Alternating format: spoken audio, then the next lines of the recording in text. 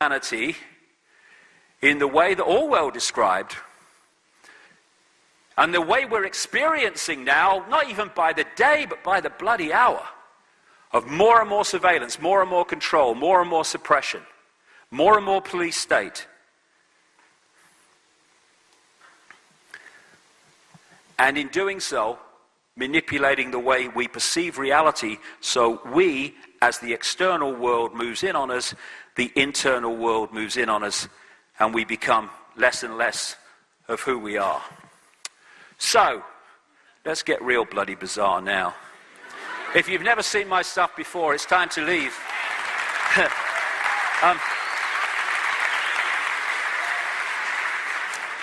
Who are this non-human group or grouping behind these particular bloodlines, and how do they interact? I had to go through this, so everyone else should as well. I was minding my own business in the 1990s, and suddenly, I don't know what is this force I picked up or picked me up, I don't know, 20 years ago, but it's like opening and shutting doors and in a maze, and it says, okay, not down there, down there. Look at this. Okay, now look at that. And what tends to happen is a theme comes into my life, and suddenly things are coming at me in relation to that theme from every angle. From 2003 to now, it's been the nature of reality all the time. Just earlier to that, from the just after mid-90s onwards, I kept coming across people who were telling me they'd seen, apparently human people, turn into a reptilian form and then go back again in front of their eyes. And you think, okay, right, back burner with that one. But as the months and the years passed, these were coming at me all over the world. And then I started looking at ancient texts and stuff like that, and accounts, and you could find the same stories being told all that apparently time ago. And there are many non-human entities that are interacting with this reality. But the theme that keeps coming to me over the years in relation to these bloodlines behind the Illuminati is of some form of reptilian entities, which are the next stage on, because it goes on beyond them, but the next stage on behind the Illuminati bloodlines and the interbreeders with them is this reptilian group, which sounds real strange until you go with it. Now, again, this is why the first part today is so important. These people know that the body is a biological computer. So to them, that's how they look at it. What we call procreation is the downloading of two hard drives, if you like, into one, which creates the offspring. To these people, they see that as a downloading of a computer program. And so the obsession, and this is real, goes right back to the ancient world, right up to the present day, the obsession that these bloodlines have, take royalty, aristocracy, and the major banking and business families of the world, they interbreed incessantly, and always have. And it's because, from their point of view, they are holding a software program, which is what? Information. It's a state of being. And when you interbreed these hybrid bloodlines, with the general population, that, to them, unique software program, computer program, starts to dilute very, very quickly. So what they're trying to do is hold that software, hold that information within the computers by interbreeding with each other. The oldest form of religion and worship so far established is serpent worship. It's massive. It goes right back. 70,000 years ago is the oldest evidence in South Africa of serpent worship. And after I'd written a book called The Biggest Secret, when I introduced this for the first time, I went to speak in South Africa, and I met this man, Credo Mutwa, who contacted the organizers of my event and said, I want to talk to this man. So I went to see him, and I spent days with him in the end. And he first said to me, he said, Mr. David, he said, how do you know about the Chitauri? And I said, well, who are they? He said, they are the children of the serpent, the children of the python. That's what Chitauri translates as. And he told me that when the colonial powers came into Africa, as everywhere else, they targeted the shaman and the carriers of the ancient knowledge and the ancient history of that area, and in his words, they milked the minds of the shaman and then killed them. So to keep the knowledge alive, the shaman streams started to create their own secret societies with horrendous initiation rituals to make sure you really wanted the knowledge. And they carried it underground so it would survive. Because what the colonial powers wanted, in other words, these bloodlines behind the colonial powers, they wanted to destroy as much of the ancient knowledge as possible, because then they could impose their own version of history, which would write out what they didn't want people to know. So what is he now, 90? Crikey. 60 years ago, nearly, he was initiated into these secret societies in South Africa, and that's when he learned about the Chitauri, and he's gone on learning ever since. That is a painting. He's a brilliant man. He's a library on legs. That's one of his paintings of one kind of the Chitauri, as he calls them. There are many different types, as there are different types of human. And he showed me this, what he calls the necklace of the mysteries. It's mentioned 500 years ago in accounts. He reckons it's at least 1,000 years old, and he calls it a necklace. You put it on your shoulders. Oh my God, it's so heavy. He sits there for hours with it. I don't know how he does it. And what he does, because he's the official storyteller of the Zulu nation, what he does is use these symbols to tell the story of Africa, the people of Africa.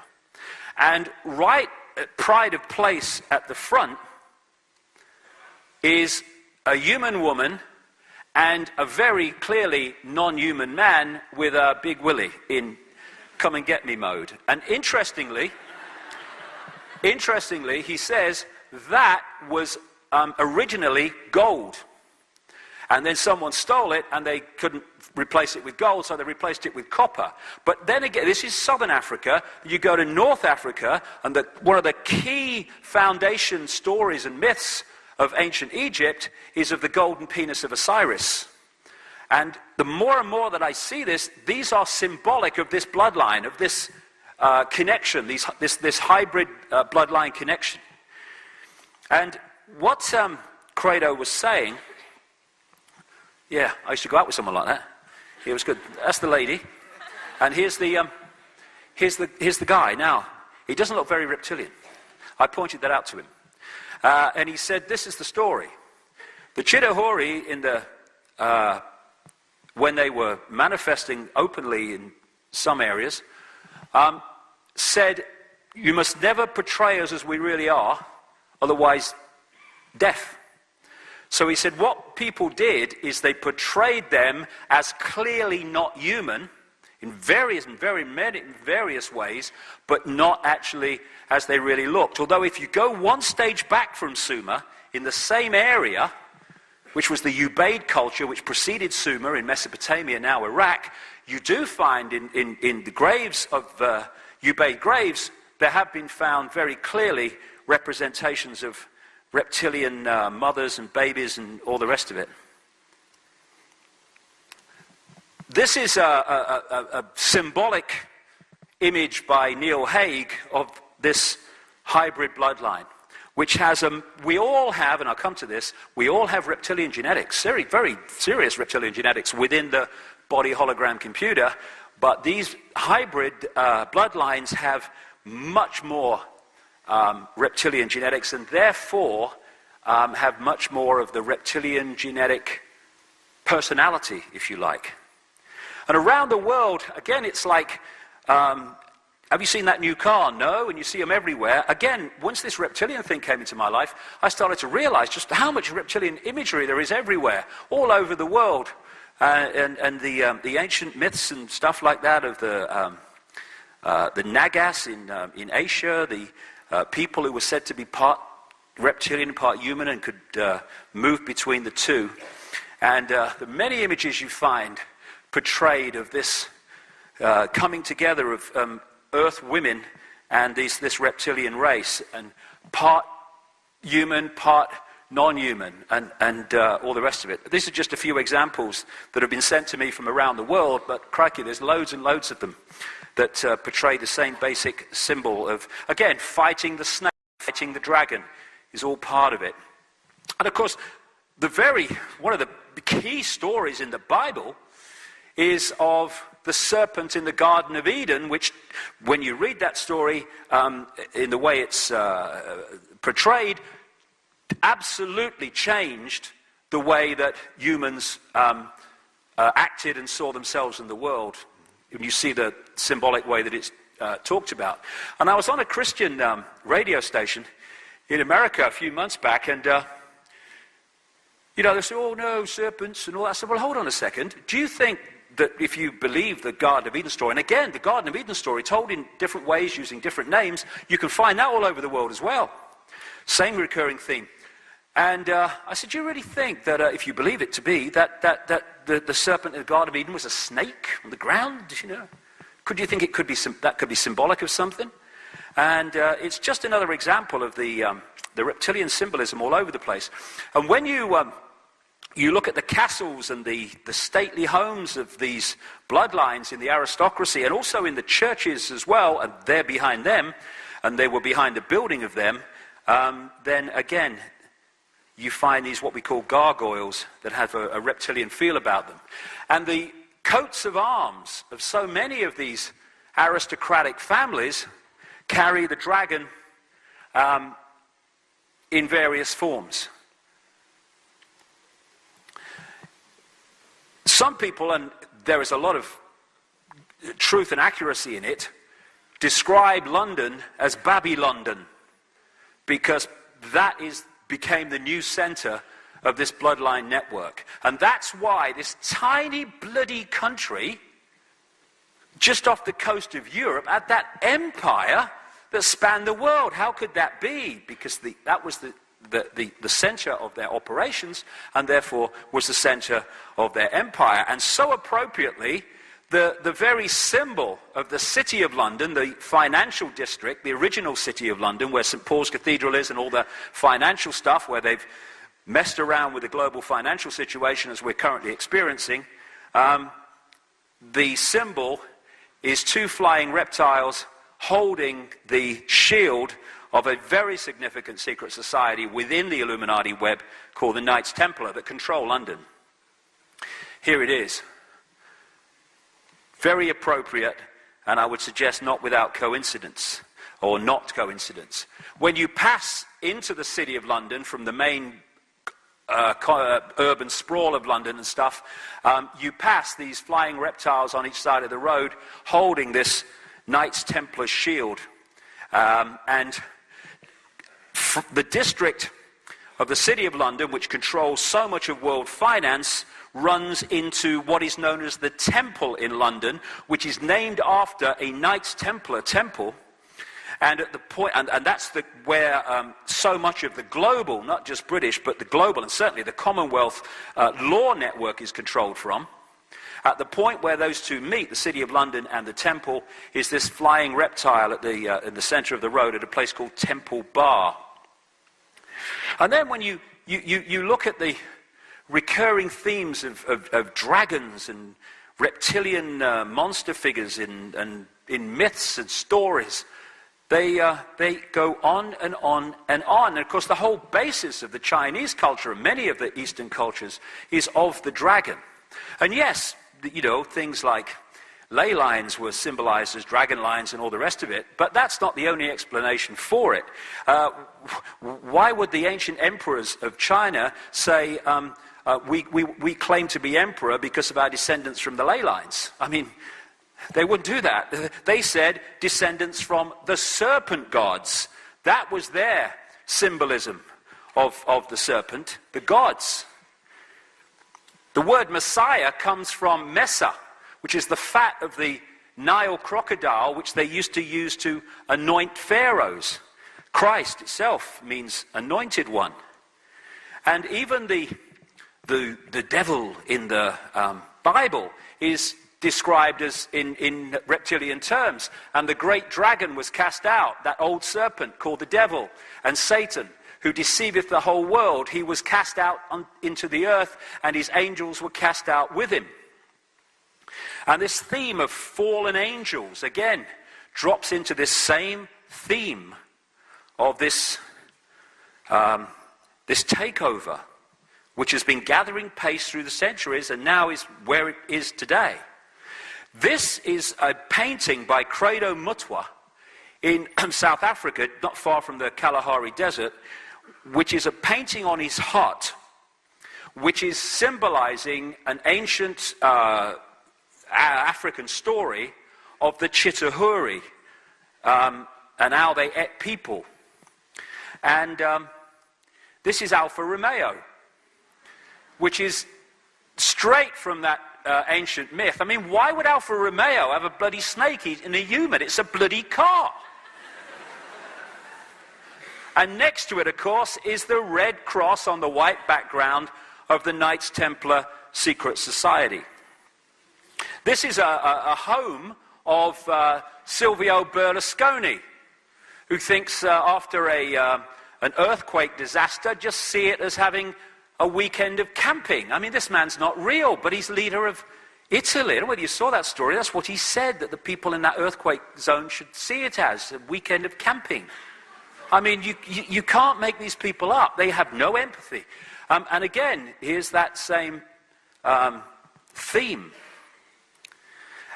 The fairy stories and the fairy tales of the frog turning into the prince and all these constant themes relates to the same stuff in the ancient world coming through to today. And this is a book that's given to some American school children, and it's about shape-shifting from reptilian into human. And they say, I'm crazy, and they're giving it to school kids. Oh, it's just a story. No, it's not. I wish it was. And this is a point, and this has got me tremendous ridicule. I don't care, I'm bothered. But shape-shifting, right? This is another recurring theme, not just in the endless people now around the world who said, yeah, I saw that, I've experienced that, seeing someone move from a human to a reptilian form and back again. You find this too in the ancient accounts, the shapeshifters, and not just into reptilian, but into other forms as well. And then, again, I keep saying it, this is why the first part of this presentation was so important, because without that, we really can't get a fix on some of this stuff. People say, and I understand it completely, you can't shift from a solid body to a solid body and back again. It's daft. I agree completely. You can't. But that's not what's happening. These different physical forms are energetic fields. Let's go back to that image from earlier of the energy field. It goes through the decoding system and becomes an apparently physical form that we see in our everyday life. Shape-shifting takes place in one place only, in the decoding system of the brain, which again itself is a vibrational field beyond the physical. So you have an energy field that is human, and you're decoding that into a human body. Then the reptilian level of that comes forward and becomes the dominant field, and suddenly you're decoding a different energy field, and then it returns and you're decoding this one again. In your decoded reality, in the experienced holographic physical world, you see someone human, you see him reptilian, you see him human. Did you see that? It's only going on in here. Of course, shape-shifting from solid to solid to solid is impossible, but that's not what it is. How appropriate. Because they're holograms. All physicality is holograms. It is an energetic field, and at the end, the level of the energetic field, because it's not solid, it's movable, changeable, and then becomes changeable in the decoded reality as we observe it in their head. That's where shape-shifting goes on.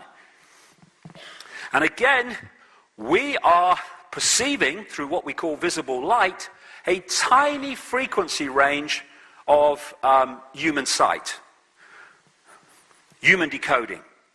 But just outside of this frequency range, and beyond into frequencies well away from this one, are endless kind of worlds and realities. And I say further away in that sense, but actually they're all sharing the same space. You know, in this space that I'm standing in now are all the radio and television stations broadcasting to Melbourne. I can't see them, they can't see each other, because they are operating on different frequencies. And when you tune into one of those frequencies, that's what you get. And what this physical body does is to tune us through that telescope I talked about earlier into and through the receiver-transmitter crystalline structure. It tunes us into this tiny range of frequencies called visible light, and this becomes the only reality. But interspersing this reality is all existence. And just outside of this frequency range, just beyond visible light, lie these reptilian entities and many other entities too. And you know, you'll be in a house and you'll see a cat, for instance, reacting to what is to us empty space. And you'll say, what's wrong with a cat? Don't be daft, nothing there. But to the cat, there is something there, because its visual frequency range is much greater than ours, and therefore it's seeing things in the space that we can't see. And it's because this knowledge is kept from us that things that are happening in the world are dismissed as ridiculous, and people like me are dismissed as crazy, because it's a very simple, very powerful thing. And it sounds an obvious truth, but sometimes we miss the obvious truth. People's sense of what's possible comes from what they think is possible. And what they think is possible comes from the information they receive to tell them what is possible. If you suppress the knowledge of what is possible, you suppress their perception of what is possible, and they will laugh in the face of the truth and say it's impossible, when actually, if you understand to a greater level than the mainstream allows you to understand, you realize not only is it possible, it's perfectly bloody logical. So, just as we have ghosts, as we call them, which is energy just outside of our frequency range, and sometimes it just enters our frequency range and we can see it as ethereal. Whereas if it was absolutely on our frequency range, it would look as solid as you and me. It's like a radio station not being quite on the dial. You don't get a sharp reception, you get interference. And in the same way, these reptilian entities lock into these bloodlines and take over their mental and emotional faculties. I've talked to many psychics around the world who have the ability to go further out than the norm in terms of their decoding of sight. And they, many of them, have told me how they've seen not just reptilian entities, but other entities too, non-human, who are what they call overshadowing humans as they observe them, and locking into these bottom two chakra points here. The base chakra and the one just above. And what they're doing, because the body's a hologram, is they're locking into that human energy field, and they're taking over its mental and emotional processes and perception processes. Now, let's go back. There you go. Oh yeah, we'll come to them in a sec. It's all about vibration and vibrational compatibility. These reptilian entities are vibrating to a certain frequency. Humans are vibrating to another frequency. What the hybrid idea is about is to infuse as much of this frequency, because that's what it's all about in the end, frequency, because that's the base prime reality of the hologram. It's to infuse as much of this frequency into this frequency to make them as compatible as possible, to allow this age-old recurring theme right up to the present day of possession to take place. And it's much easier to possess something that you are in vibrational resonance with, or much closer to it, than something that's very much further out. And so these hybrid bloodlines basically are there to create the vehicles that these reptilian entities just outside of this frequency can then take over. And they are manipulating this world through apparently human bodies, when if you could see further out, you would see anything but a human overshadowing these people that are in the positions of power. So these guys, I found this picture on the internet, it's very appropriate. These guys are basically empty shells. And they are vehicles to, I'm not saying every one of these are, but I think most of them are from what I'm looking at. But the basic theme is the people in positions of power are merely vehicles for something else that is in control of their faculties and control of their mind processes.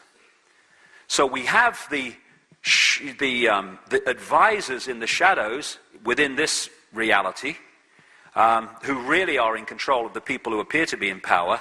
And then one step back from them, just outside of this visible light dimension, we have these entities that are calling the shots in so many ways through into this reality in terms of what happens here.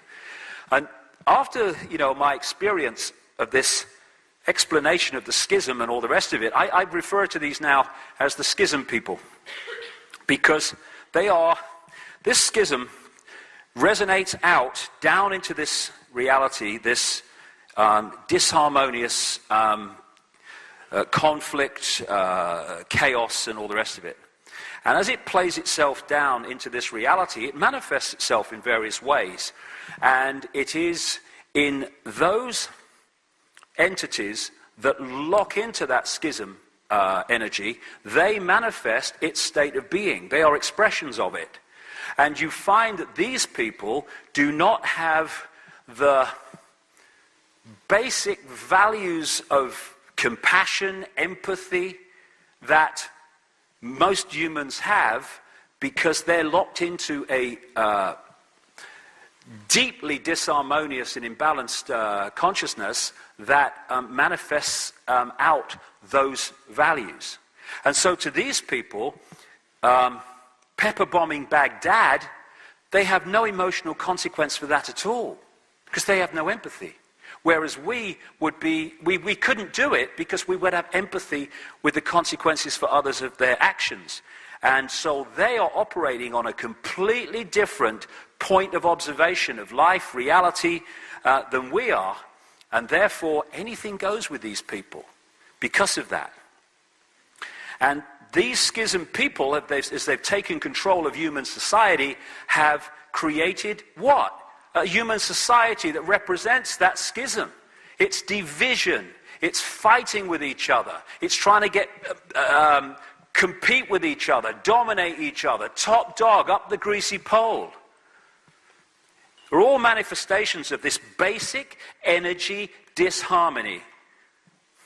And so it goes up the levels from the human up through eventually to this schism energy. And all these things are manifestations within the decoded holographic world of the state of disharmony of this energetic schism, which has affected life in this reality, this part of it anyway, so fundamentally. So you have these reptilian entities, I'm sure other entities too, but the reptilian thing keeps coming up, who take over the thought process and mental processes. And we see the human, when we decode that energy field of human, but behind it is something looking very different. Someone sent me this picture. It may be just a play of the light, but it's symbolic of what so many people see. Some people see full body shifts. Talk to those people all around the world. But what seems to be the common theme more than anything is the eye shift, where they take on a reptilian type straight down pupil instead of the round one of the human, very much symbolized by this. And a few weeks ago, a scientist friend of mine called me and said he'd been chatting to an acquaintance of his who's just been doing, I don't agree with it, but he's just been doing research into iris scan technology, which led him to look very closely at 2,300 eyes as part of this research, and his friend didn't know anything about my stuff at all. He was just in a conversation, and he said that around 4% of the eyes that he looked at very closely appeared to be of reptilian type and appearance, which is maybe about the percentage we're looking at. Someone sent me this with Father George Bush. I don't know, I think that's, again, a play on the light, almost certainly, but so symbolic, because I know a number of people have seen this guy shift.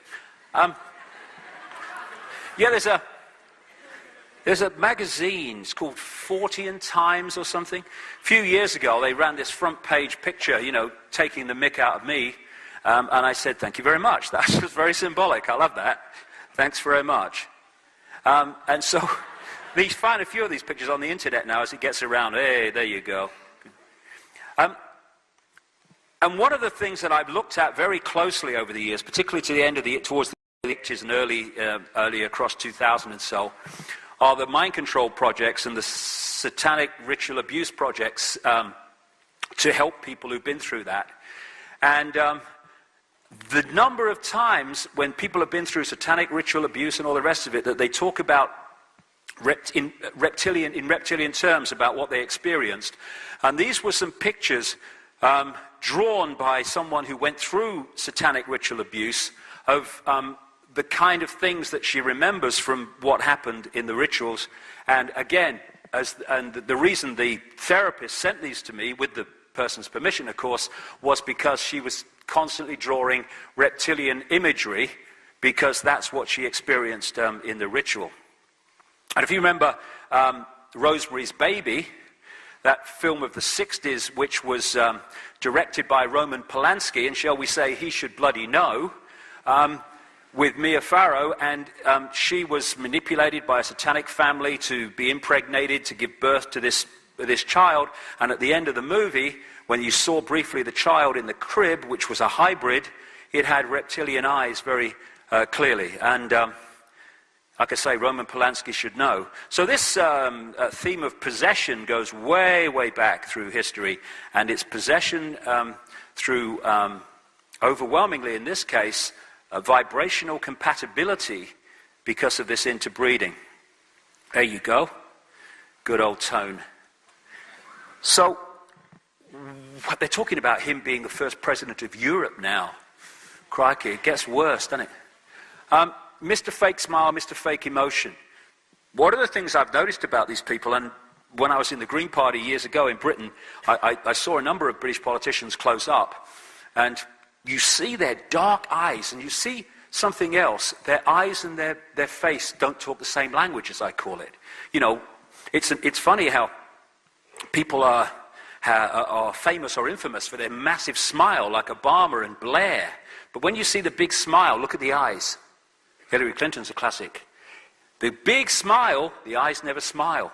Cold, steely eyes. But what's behind these people? Just a touch, vibrationally, out of human sight, behind the painted smile.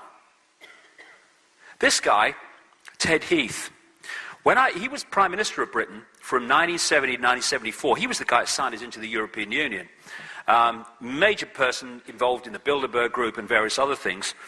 And I wasn't into any of this stuff at the time. I was a national spokesman for the British Green Party. And I was asked to go and speak on this election program on Sky News years ago, back in the 80s, 89 it was. And I arrive, and the lady takes me into this makeup room, and we go through the door, and it appears to be empty. She says, someone will be along in a minute, and walks out. So I sit down in the chair, I'm looking at the mirror, and I catch someone just to my right. And I look across, and it's this bloke who'd just been interviewed on the program, and he was sitting there waiting to have the makeup taken off. So, cheery bloke. I said, all right, mate, nice to meet you, nice to meet you. And no word was spoken by this guy in the entire experience. He sat there looking at the mirror, and when I said hello, he turned his chair and he looked at me. A very strange look. His head never moved once he turned it. Then his eyes started at the top of my head. I went slowly down my body, real slowly, to my feet, and then went back again, and then turned and looked at the mirror. And all I could say, looking back, he was scanning me. The thing was, though, when he was scanning me and I was looking at him, all his eyes, whites as well as everything else, went completely black. And what I found since is a few things. First of all, this guy was seriously into Satanism, was a major Satanist in Britain, and child abuser. I put it in my books while he was dead now, but I put all this in my books while he was alive. And a journalist rang him and said, "You seen what this David Icke bloke's saying about you?" And, "Oh, he must be mad." And that was the end of it, because it was true. I talked to the people, many people he abused. And the other thing that I found after I had this experience, and I got into this stuff after 1990, are the stories around the world of the black-eyed people, of which the same story is told. These people's eyes go completely bloody black. And you know, when we look at each other, we make what we call eye contact. But when I was looking into Ted Heath's eyes, there was no point where there was any contact. I described it to my family when I got home. You never believe what I've just experienced with Ted Heath. I said to them, it was like looking into two black holes. There was no point where there was a contact. And what I understand now, I was looking through the physical human energy field into that which was behind him, that which you never see.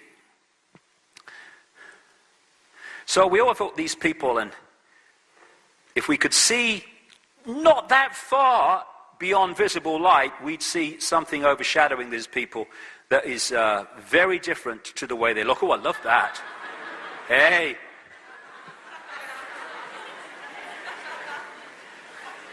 They say a picture tells 1,000 words, don't they? Oh, yes. And that's the other thing. And, you know, what are the British royal family famous for? Emotionless behavior towards their offspring and stuff. And you find that a lot with these, not always. And again, you know, I'd throw this away, but the thing that I've more and more begun to kind of understand, or at least go in that direction, seeking more understanding, is that because we live in a digital reality on one level, you know, you've seen these adverts, where the digital adverts now, where they put in famous actors from the past, from movies, and they put them in with modern actors in adverts and stuff. They don't do it so much now, but a few years ago it was very popular. And the real best ones, you can hardly tell the bloody difference, even at that level of technology. The level we're talking about in terms of the reality and the manipulation of the reality is light years beyond anything that we have here. And you know, they talk about sentient programs in the Matrix, and, you know, the woman in the red dress who appears to be absolutely like everyone else, but is actually just a digital insert. More and more that I understand this, I'm sure there are vast numbers of digital inserts around, and I think a lot of them are these people, actually, that are just vehicles for these other entities just outside of human sight to run this reality. And it seems to me there are three types. There are those that are digital implants. There are those people in the world who are conscious and have the potential to connect to consciousness, but are stuck in mind, which I talked about earlier. And there are those, and thank goodness they're an increasing number as this awakening goes on, who actually are in this reality, but are connecting to levels of awareness beyond it. And that's where the change lies. Oh, Neil Haig knocked this out as a bit of a joke. The red dress bloodlines of the digital implants, maybe. This guy, Carl Sagan, what time is it? We're obsessed with time. Oh, I'm not doing too bad. This guy, Carl Sagan, the cosmologist, he wrote in great detail about the impact of reptilian genetics upon humans. And human behavior. And he wrote this book, The Dragons of Eden, going back to history and the talk of dragons and the reptilian and stuff, but also the reptilian genetics that is within all of us. Fundamental part of the human body, the human hologram, is reptilian genetics. And as this guy said, understanding the reptilian background to the human body, or the human being as he called it, is to understand so much about human behavior. The oldest part of the human brain is called the R complex by scientists, short for reptilian brain, because of the reptilian input that we've had in our body development.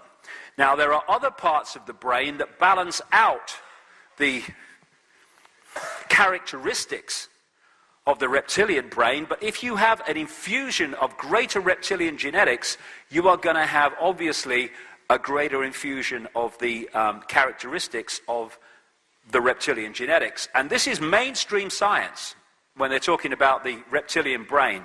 From there, we get primitive emotional responses, cold-blooded behavior, and territoriality, as they call it. This is mine. I own it. I control it. A desire to control, an obsession with hierarchical structures of power, aggression, might is right, winner takes all, come from the reptilian brain. And they are absolutely the characteristics of the Illuminati families. Also from the reptilian brain, we get the survival responses, and on that level they're very good, things like fight or flight and all that stuff that gets you out of danger. So, the more we can be put into a sense of survival in our perception and state of mind, the more we are locking into that reptilian part of the brain, and that's the kind of stadium that these people understand more than any other, and we're being locked into that all the time as we are manipulated to fear not surviving in endless ways. Not just fearing not surviving in terms of life and death, but fearing not paying the mortgage at the end of the month, fearing of having your house foreclosed. They all lock you in to a sense of needing to survive. And the other thing that these entities do is feed off human energy. And to feed off human energy, they have to pull humans into an energetic state that they can feed off. If you're in a state of harmony, they can't feed off it because never the twain shall meet vibrationally. So they pull us, or seek to pull us, into a state of disharmony, of stress, of fear, of conflict, of aggression, of anger, and all the rest of it, because that's pulling us into an energetic state that they can then feed off, because that's their energetic state. And they seem to operate in what an astrophysicist friend of mine called Giuliano Conforto calls interspace planes, which is like a neutral zone between dimensions, where you need to, as she puts it, find a source of energy, because there's not a natural source of energy there on the scale that there is within a fully fledged reality dimension, whatever you want to call it. And I said to Credo Mutwa, do you have anything in your culture that relates to interspace planes, these neutral zones? He said, oh yes, he said, we call them the heaven between heavens. He said, that's where the Chitahuri are. And so that takes them so close to visible light and the reality that we're experiencing. And what they're doing is feeding off human energy by manipulating us into an energetic state in which they can feed off, and also to keep us in mind and not open to consciousness. Years ago, last time I came to Australia, I had a strange experience. I spoke in Sydney, and afterwards I was introduced to this Freemason who said he was 33rd degree or something. He wanted to meet me, and because he wanted to know how I knew what I knew. He said, how do you know that? You're not supposed to know these things. So anyway, I met him, and he said, I said, I'm a good Freemason, he said. I'm trying to fight some of the bad things. I said, okay. He said, if you come to Canberra, he said, I'll show you around Canberra, and I'll show you the Freemasonry imagery. So, okay, I'll go. So I went to Canberra, and I met this guy, and he showed me all around the Parliament building and all the street plan around there and all the rest of it. And then he took me into the War Memorial, the War Museum Memorial in Canberra. And my God, it is ablaze with Illuminati and reptilian symbolism. And when you go into the part where the unknown soldier grave is, on the four corners and the pillars are depictions of soldiers, men and women, and then you've got the light coming up from the top of their head going up, and you've got a reptilian figure sitting above that, almost policing the connection to out there, and this satanic symbolism and all this stuff. And when you look at the sponsors of the War Museum, a number of them are like a who's who of the Illuminati in Australia, according to this guy. Anyway, I'll tell you what he said to me. He said, we need to get you some money. I said, what do you mean? He said, yeah. He said, we need to get you some money to fund what you're doing. I said, well, hold on. I said, how are you going to do that? He said, we'll give you a credit card. I don't know who we was. He said, we'll give you a credit card. I said, well, how will that help me? He said, well, we fix the computer system so no matter how much you spend, it never registers. He says, that's how we get our money, right? So anyway, I thought, I'm not sure about that in the least. And we said goodbye. He said, look, I've got lots of things to tell you. And never heard from him again. Disappeared from the face of the bloody earth. He's still around in Australia, I'm sure, but there you go. So this interspace plane is one of the kind of stumbling blocks energetically, which is trying to manipulate us from getting connected to the full nature of who we are.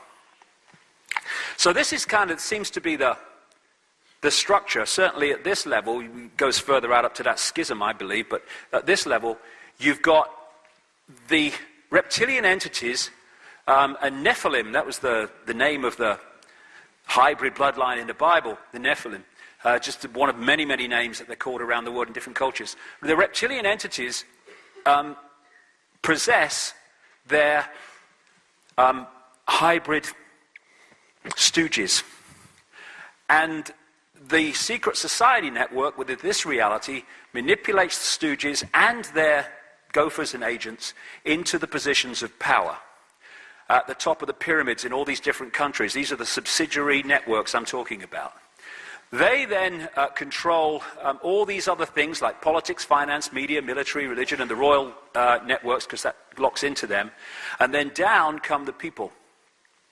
And these people at the top, who appear in everyday reality and on the news bulletins, often to be at odds with each other and fighting each other. There's lots of infighting goes on among these people because they're so imbalanced that of course they're going to fight for them among themselves, but there is a level that knocks heads together when it gets in the way. And so they're manipulating, playing different countries and groups and Islamic and stuff off against each other. And if you notice, the people that declare the wars never bloody fight them. These people go off like silly sods and fight them. And these people who have nothing against these people, but those people tell them they should, and all the rest of it, and the people fight among themselves, creating great stress, great disharmony, energy to be absorbed, and all the rest of it, because they're manipulated by the tiny few into this stuff. I mean, if George Bush, boy George Bush, had been in Iraq when the first bullet was fired, he'd been under a bed in Houston when the second bugger went off. These people do not fight the wars, they just declare them. We fight the wars, and if we stop fighting the sodding wars and came together, we've made the whole system completely impotent.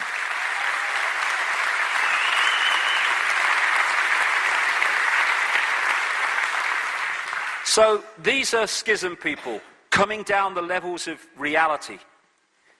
And they feed off the energy that we generate through our states of emotional and mental states, and they manipulate that. Now, the one energy they can't take, the many energies they can't take, that they're in harmony, but what we call love, the energy of the heart, no way they want anything to do with that. They can't cope with it, and they can't sync with it, and they want to shut that energy off, and that's what they do by manipulating society and playing us off against each other.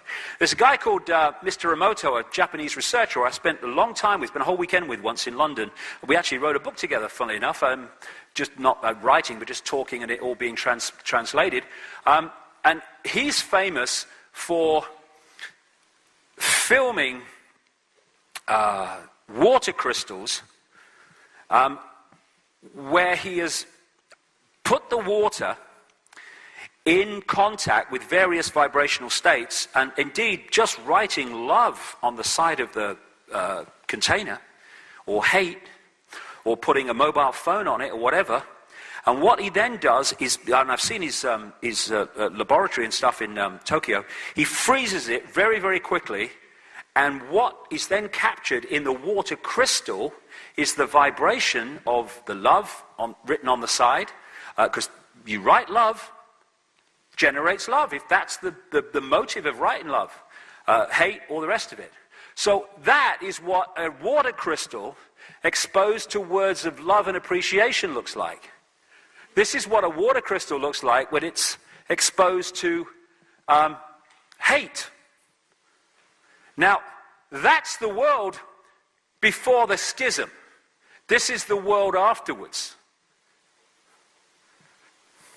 And it's this energy that represented by that crystal that these guys want us to produce, and the operations, the level that they operate on themselves. So we need to be very careful about the way we talk to each other, the way we express things, because if you can put the word love on the side of a container of water and create that difference, or hate, imagine what we're doing to the energy field and our own individual energy fields as we interact when we are hurling abuse at each other.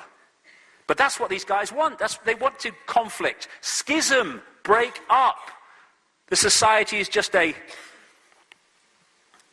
manifestation of that schism. So that again is love and appreciation. This is a crystal from water that had a mobile phone tied to it. And everyone's got a mobile phone. Oh, got a mobile phone. Ever so convenient.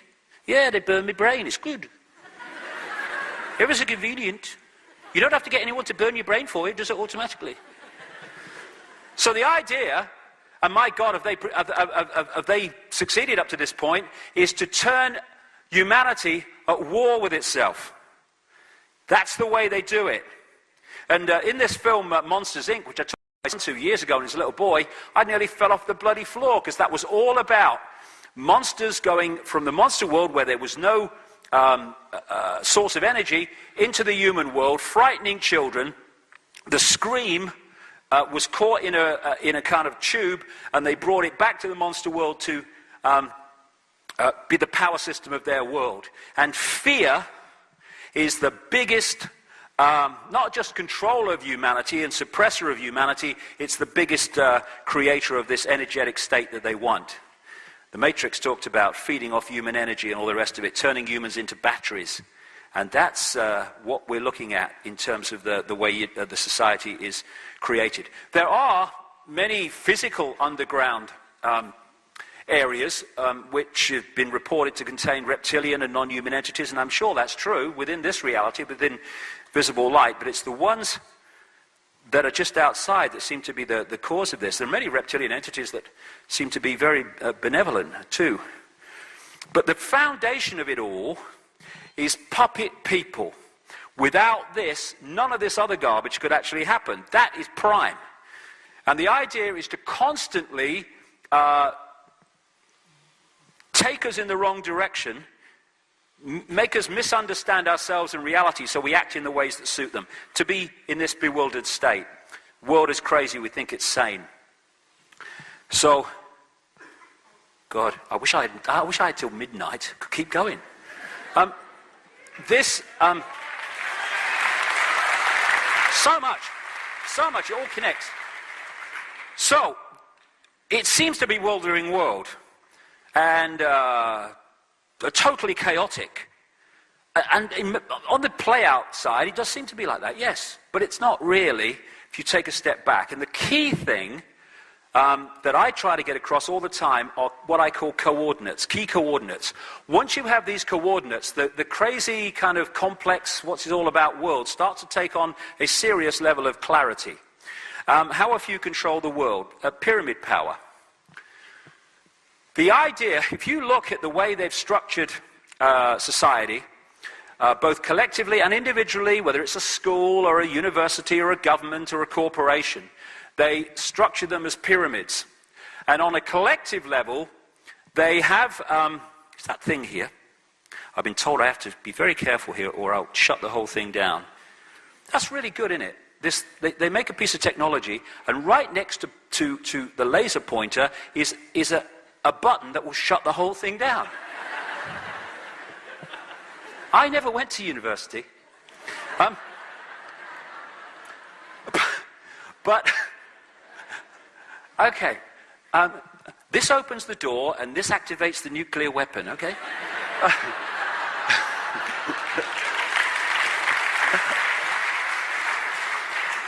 The way they've structured is to hoard the knowledge, this advanced knowledge, both of what we'll be talking about now and what we talked about in the first section, in the highest levels of these pyramid structures that they've created.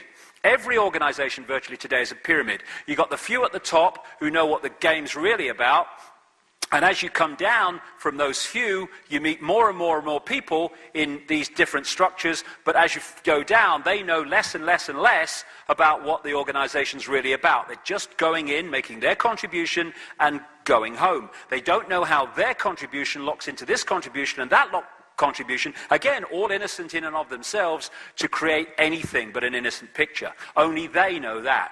So what they've done is hoarded the knowledge, not least through the secret society network, and they've sucked as much of that knowledge out of circulation as they can. And their nightmare now is it's started to come back. Too bloody bad. Guys, it's about time. And this guy, Albert Pike, who was a Freemasonic god in America in the 1800s, Sovereign Grand Commander, Mother Supreme Council of the World, and all this stuff. They love their titles, these people.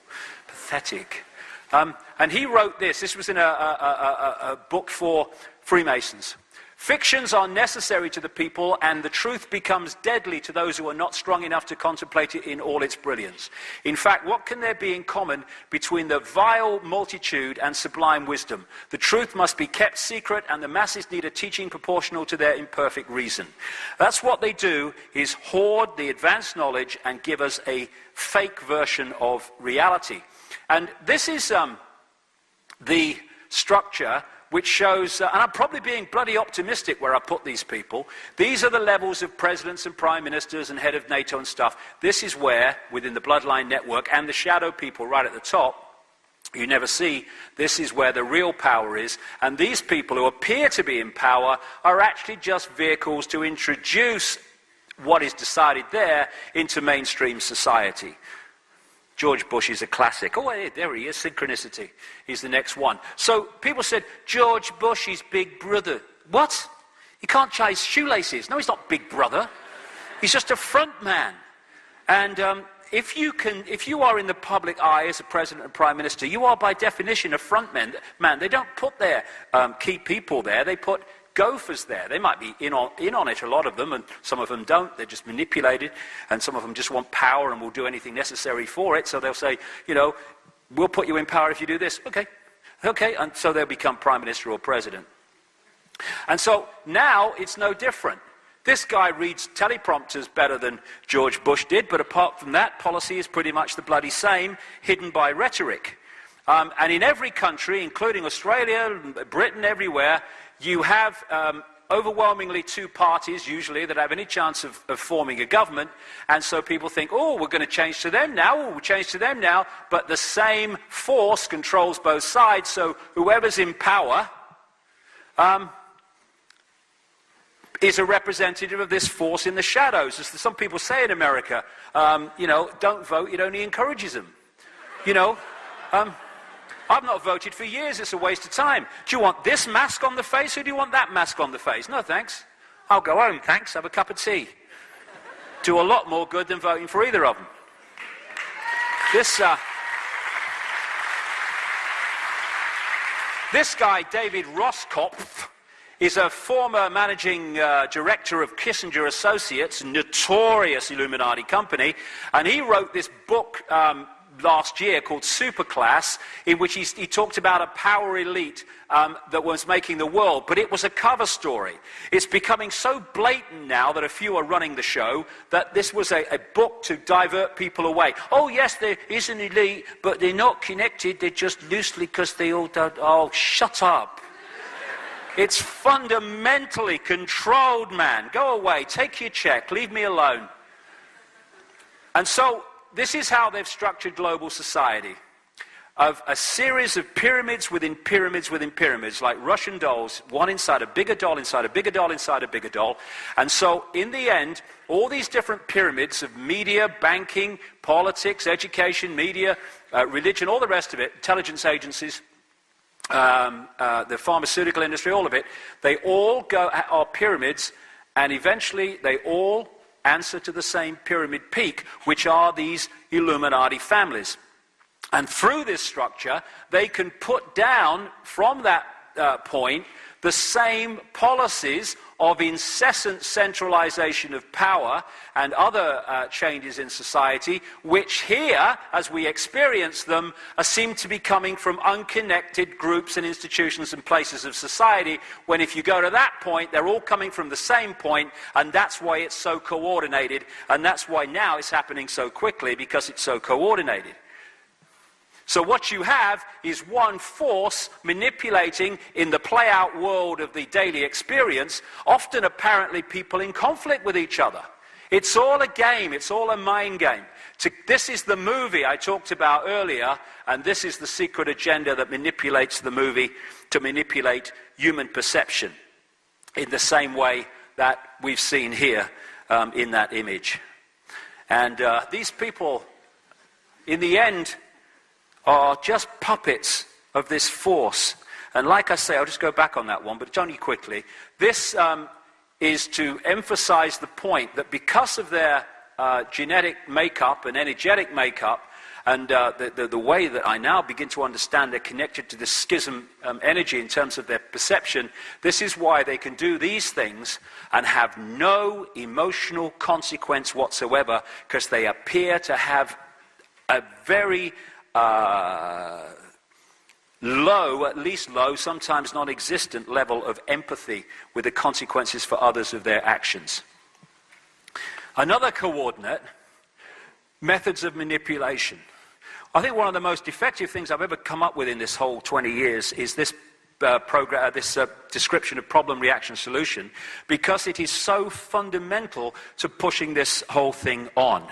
And it's very simple. A bit of this room about it, but just go for it, because we're doing a DVD of this as well. So we'll, for people watching the DVD who haven't come across this before, maybe it's very simple. You want to change society in a way that you know that if you announce it openly, you're going to get a massive public reaction against it. So you don't do that. Stage one, you create a problem covertly.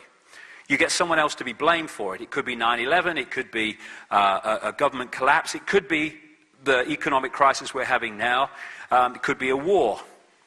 You then tell, through an unquestioning, pathetic mainstream media, the version of the problem you want the public to believe, i.e. Bin Laden orchestrated it from a cave in Afghanistan or something. And if we had a media worth the name, problem, reaction, solution would collapse. Because at this point, they would investigate the official version, find it was a load of old crap, and they'd report to the public it was a lot of old crap. That's what real journalists do. We don't have many. John Pilger's one, mind, Australian. He's one. And instead, we go official version of events, reported to the public, virtually unquestioned. And it becomes official history without question. At stage two, you want the public to react with anger, with fear, with outrage, and you want them to say, basically, something must be done. What are they going to do about it? And then those who've created the problem, got that reaction, then change society openly through legislation to offer the solutions to the problems they have themselves covertly created. And that method alone has advanced this agenda through the centuries more than any other technique of manipulation. The 33rd degree of Freemasonry has this Latin motto, ordo ab chaos, order out of chaos, problem, reaction, solution. Create the chaos and then offer a new order, a new world order, which is the code name for this conspiracy. And God, it's coming out their mouths all over the place at the moment, isn't it? We need a new world order. You do surprise me.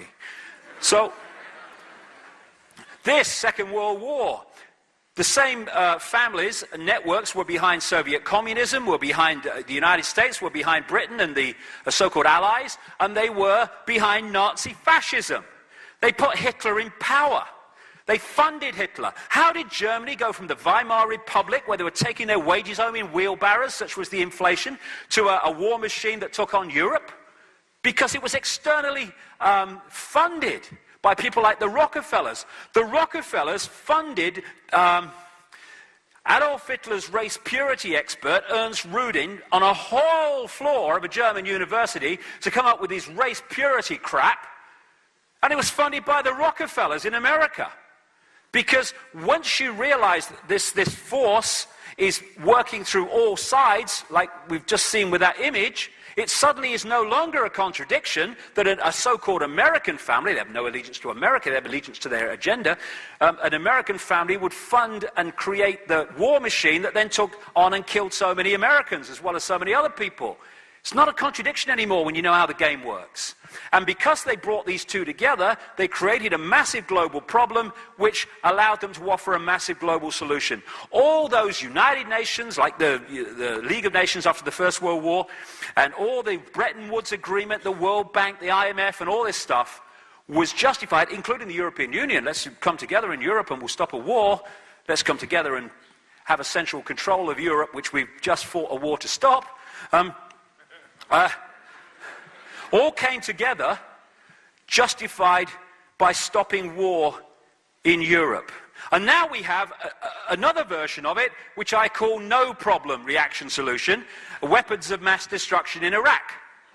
You don't need even a real problem, you just need the perception of the problem to get the public to support or at least not to efficiently reject what you want to do to change society.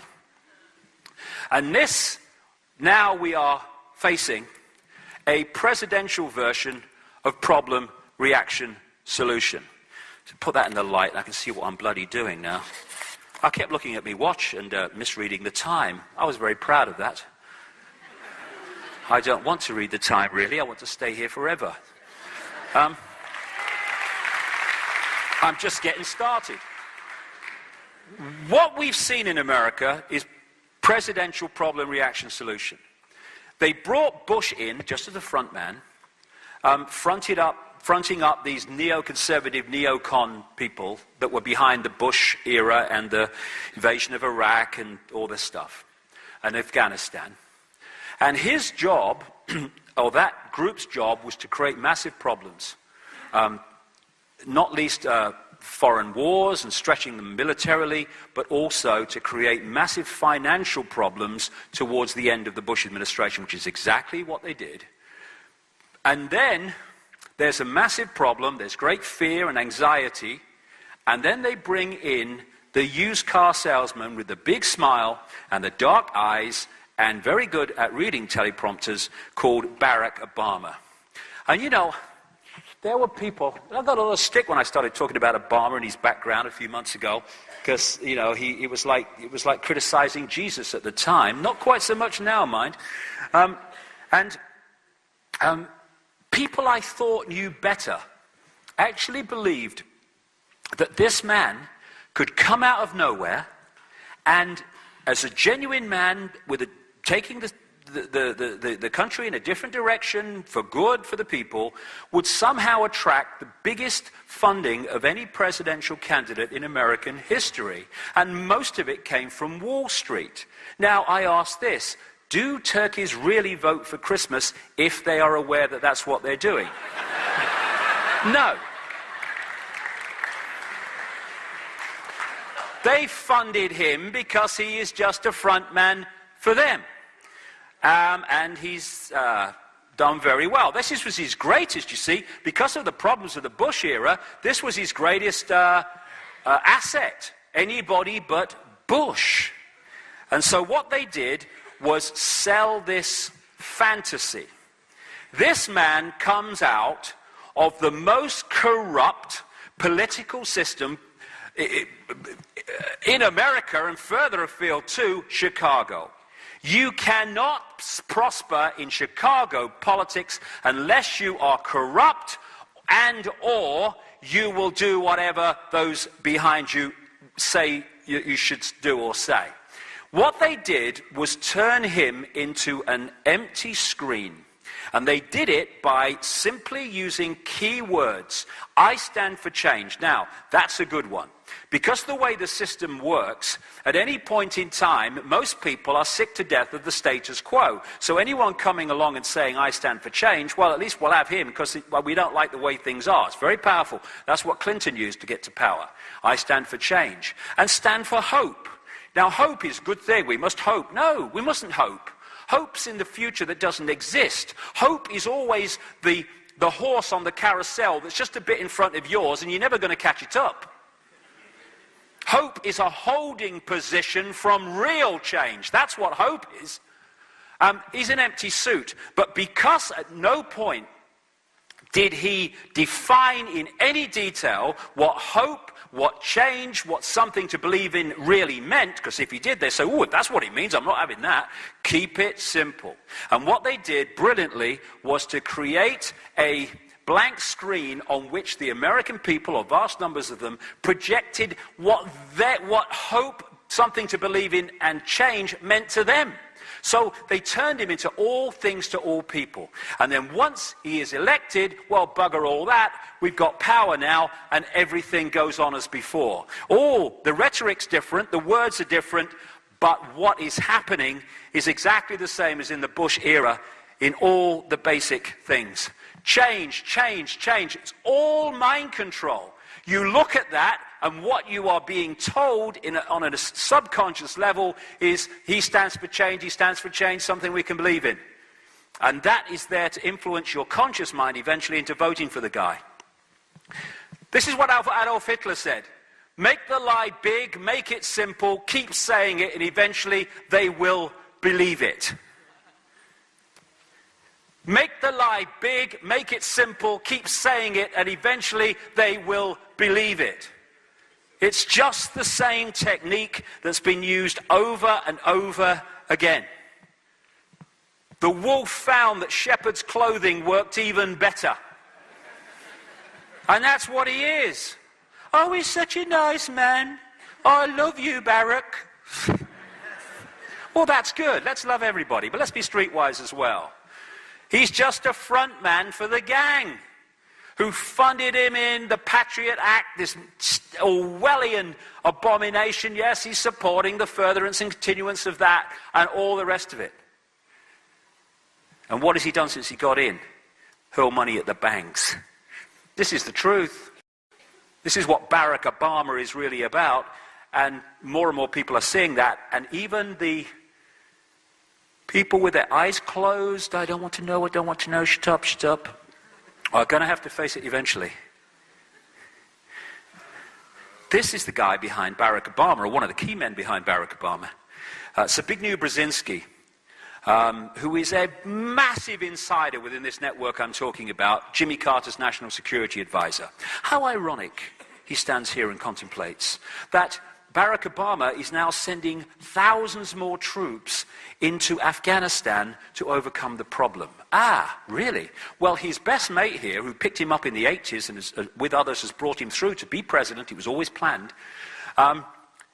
has gone public some years ago now, 2 or 3 years ago, in a Paris magazine, admitting that when he was Jimmy Carter's national security advisor, he decided that he wanted, in his words, to give the Soviet Union their Vietnam. So what he then did was, own words, he funded and trained what were called freedom fighters, became known as the Mujahideen, in Afghanistan, to start causing trouble for the government in Kabul, the capital, which at that time was a satellite government of the Soviet Union. What he was doing was trying to entice the Soviet Union to, his words, to invade Afghanistan and then become embroiled in a Vietnam-type endless war that they couldn't win, as other people have found in Afghanistan. And that's what the Soviet Union did. And they were there for about 10 years, and never mind the Russians who died, 1 million Afghans died, and this guy thought, well, that's not a problem, own words, because it gave them their Vietnam and brought them down as a superpower. This is how these people think. And now the man who created the Mujahideen, funded and trained them, which then became the Taliban, and the guy Osama bin Laden was brought out of Saudi Arabia to front up that Mujahideen resistance to the Soviet invasion.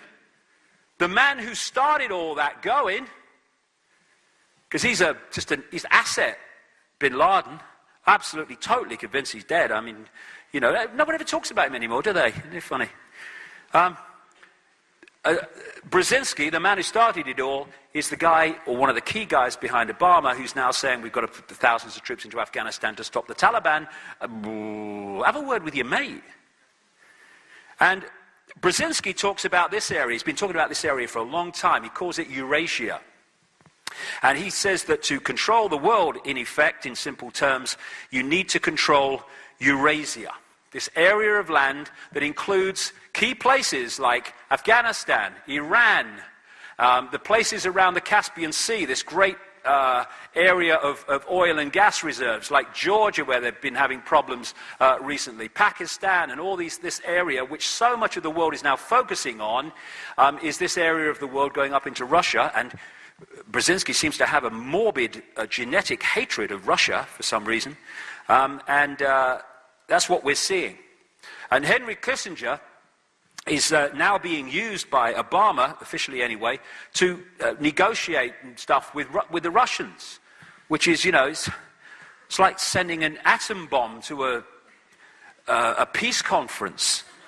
And this guy, of course, Henry Kissinger, is one of the most blatant and high-profile manipulators for this Illuminati in the last 40 to 50 years. And Brzezinski, in 1973, with David Rockefeller, set up one of the key organizations in the Illuminati network, at one level anyway, called the Trilateral Commission. That's how much of an insider he is. And this is the network. It's around a secret society called the Round Table. It goes down to the start, or just before the start of the 20th century. And these groups, like the Bilderberg Group, the Club of Rome, which manipulates the environmental movement, get to that later, Royal Institute of International Affairs in London, the Trilateral Commission, the Council on Foreign Relations in America, the United Nations, all these connect into that secret society. And Brzezinski is a major player to the point where he co-founded the Trilateral Commission. This is the guy behind Barrack Obama. And this is what he wrote in 1970, Brzezinski. The technotronic era involves the gradual appearance of a more controlled society. Such a society would be dominated by an elite, unrestrained by traditional values. Soon it will be possible to assert almost continuous surveillance on over every citizen and maintain up-to-date, complete files containing even the most personal information about the citizen. These files will be subject to instantaneous retrieval by the authorities. 1970. This has been planned for a long, long time, which is unfolding apparently spontaneously now. And when you look at Obama's policies, all you need to do is look at Brzezinski's books before anyone had heard of Obama. This is what he wrote in a book before Obama ran for president. Needed social reassessment can be encouraged by deliberate civic education that stresses the notion of service to a higher cause than oneself. As some have occasionally urged, a major step in that direction would be the adoption of an obligatory period of national service for every young adult, perhaps involving a variety of congressionally approved domestic or foreign good works. Barack Obama. Policy.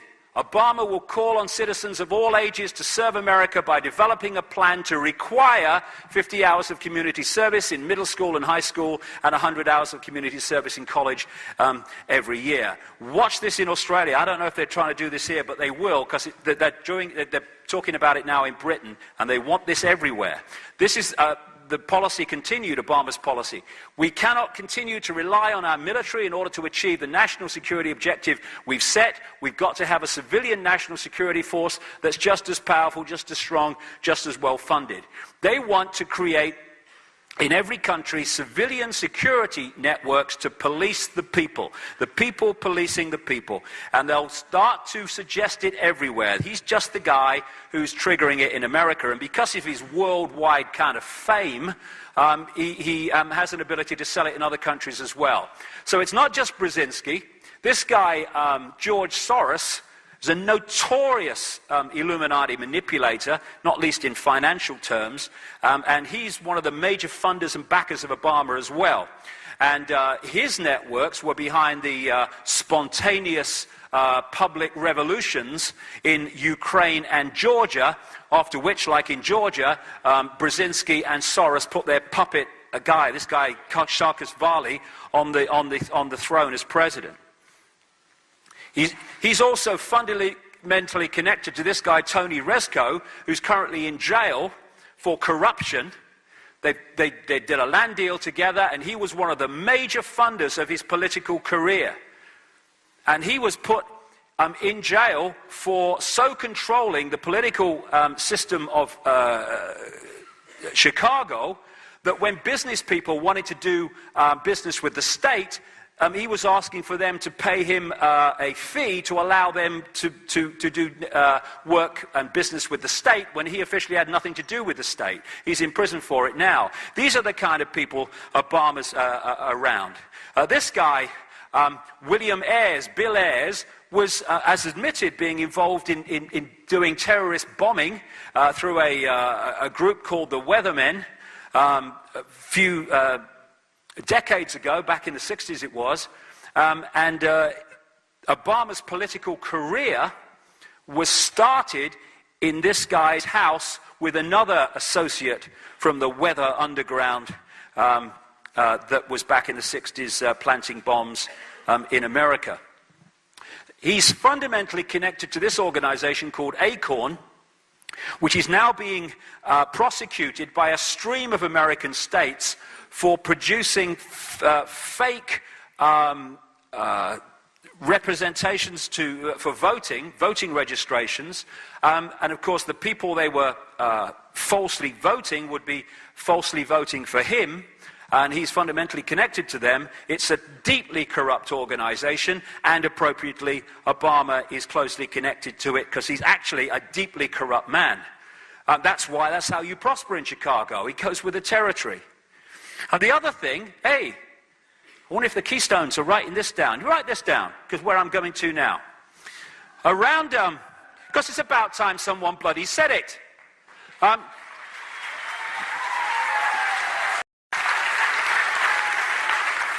There is a political system, I'm not talking about Jewish people, it's not the same thing. There is a political system orchestrated, created and controlled to this day by the Rothschilds called Zionism.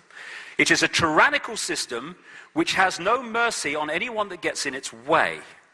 The Obama administration and around Obama is awash with people who are of the Zionist persuasion. His chief of staff at the White House is Rahm Emanuel, who has served in the Israeli army. He's an American. What's going on? And his father was involved in a notorious terrorist group called Irgun, which, along with other terrorist groups, bombed Israel into existence in 1948. I don't think there is going to be fair play on American policy in the Middle East. I don't feel it. And I would emphasize this because this is never publicized. Zionism is a political system. It is not a race. And there are many, many Jewish people, look at these alone, who fundamentally oppose Zionism. You know, it's like saying the Liberal Party in Australia is the American people. All right, it's a bit more than that, but it's along the same line. It is the Australian people. Or the Labour Party is the Australian people. No, it's not. It's a political system, a political belief. And what they've done brilliantly is to equate a political belief with a race, so when you challenge the political belief and what it does, you are called a racist. I don't care. It's about time somebody talked about this stuff and stopped being frightened of it.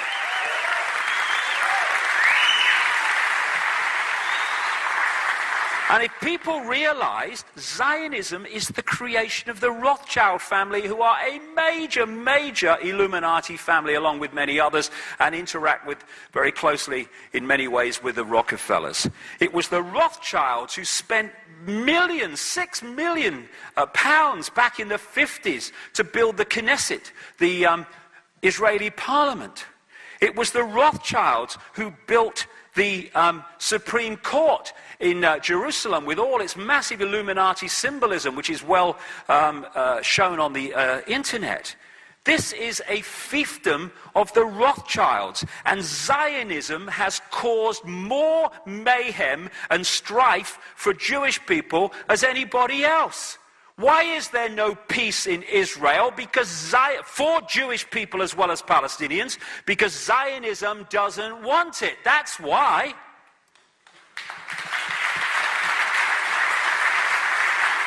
Because there are plans to use Israel and use the Jewish people in Israel to manifest a massive conflict which will lead to a third world war, which is what these guys are after. And Rahm Emanuel is the man who pulls the strings of Barrack Obama, along with this guy, another Zionist, called David Axelrod. He was the guy that ran the whole of, masterminded the whole of the election campaign, both against Hillary Clinton and against John McCain. And it's Axelrod that is responsible for the words that appear on the teleprompter screens that Barrack Obama reads.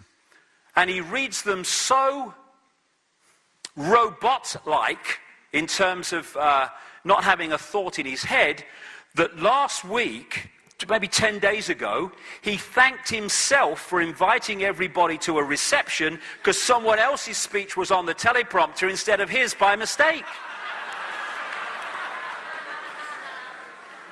It was the Irish Prime Minister was there on St. Patrick's Day. There, people are starting to call him the teleprompter president. It's so bloody obvious. That's why he never looks ahead. It's right, left, because that's where the screens are. Hello, Barrack, over here. Sorry, I'm reading.